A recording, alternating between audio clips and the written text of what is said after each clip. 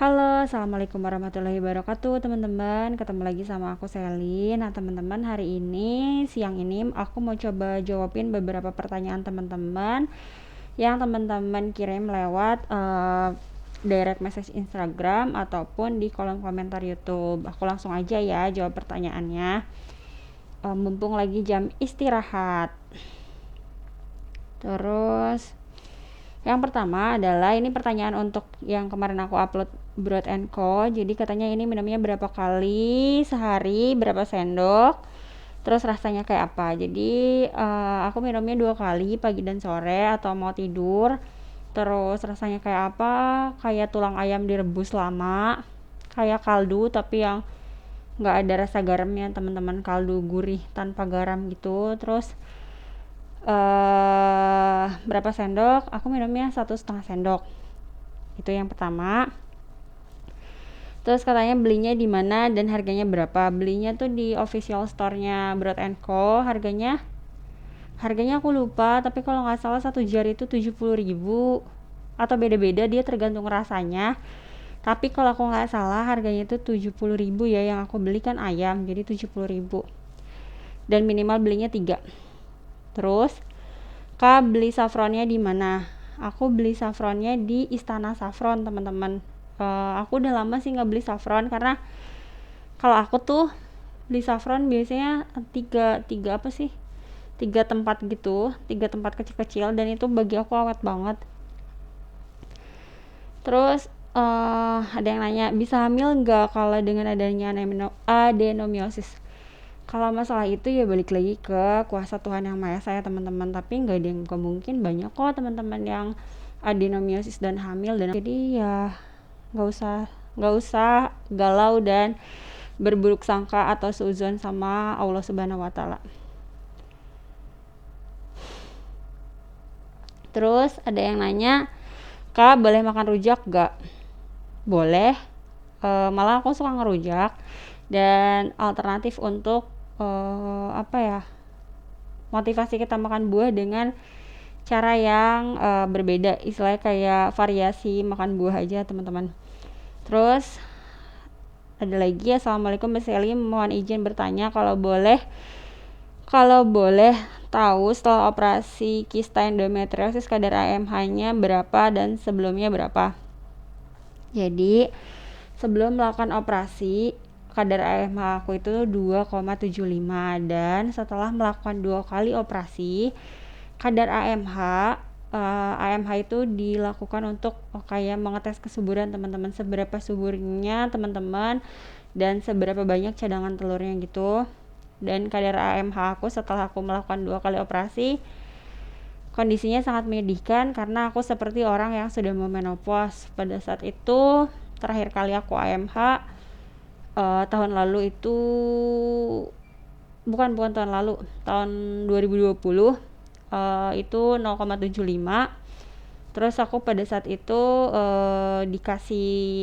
dikasih genjotan atau dikasih terapi untuk menaikkan kadar AMH. Terus aku juga melakukan induksi ovulasi. Terus ada yang nanya, Mbak boleh nanya udah berapa minum rimpang seperti ini? Aku minum rimpangnya sebenarnya dari zaman dulu juga aku udah minum rimpang teman-teman. Dari kurang lebih 6 tahun yang lalu aku udah minum rimpangan, tapi nggak rutin setiap hari, nggak kayak aku konsumsi buah-buahan atau yang lain-lainnya. Kalau rimpang itu aku minumnya ya seingatnya aku aja. Terus ada lagi yang nanya, kalau aku bepergian bawa bekal sendiri atau jajan atau gimana? Tergantung sikonnya aja sih teman-teman. Kalau bepergian ya, kalaupun jajan ya sesuaikan dengan makanan-makanan yang memang baik dalam kategori yang bagus, ada sayurnya, ada karbonnya, ada proteinnya, kayak gitu. Tapi kalau aku buat cemilan biasanya aku keseringan pergi sama keluarga sih teman-teman, kalau enggak sama teman kerja. Dan biasanya itu ya nggak jauh sih, kalau cemilan paling buah-buahan, dan paling gampang adalah pisang. Terus ada yang nanya lagi, Kak, olahraga yang baik dan gampang untuk penderita endometriosis adenomyosis apa? Yang baik. Kalau dibilang yang baik sih aku juga bingung ya.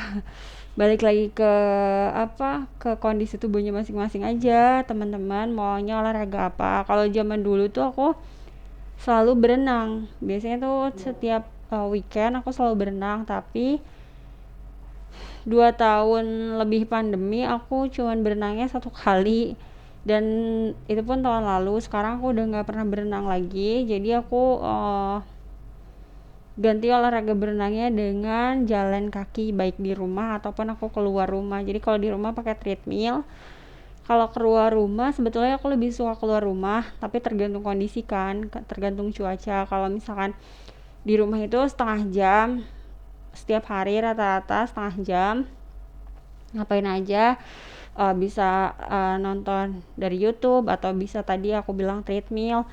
Tapi kalau weekend biasanya aku usahain untuk keluar rumah gitu, dan biasanya sih aku jalan kaki sendiri pun jadi, teman-teman. Jadi kayak menghirup udara segar. Kalau misalkan teman-teman di lingkungannya masih ada eh area-area yang hijau gitu, itu bagi aku suka banget. Aku suka jalan kaki, kalau enggak aku suka ditemenin ibuku. Terus kebetulan daerah rumahku juga masih enak tempatnya.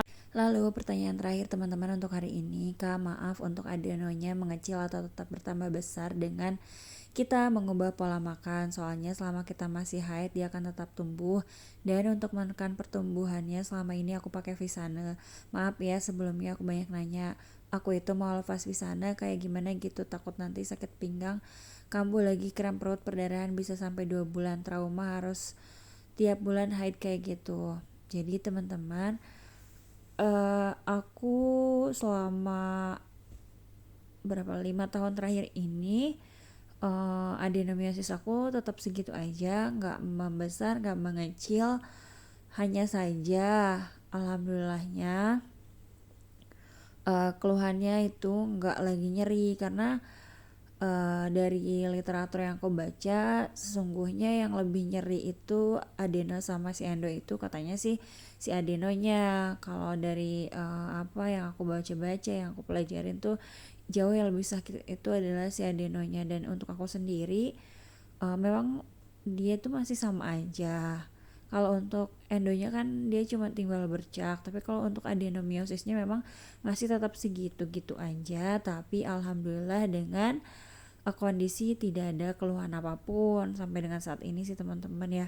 Kadang-kadang sih ada pegel atau kram, tapi mungkin ya itu hal-hal yang normal ya, yang masih bisa aku lewatin gitu. Dan kalau untuk pegel kan juga orang yang nggak punya penyakit adeno dan endo aja bisa pegel. Jadi ya wallahu alam sih, kalau selama ini sih aku masih bisa atasi teman-teman. Nah segitu dulu teman-teman, wassalamualaikum.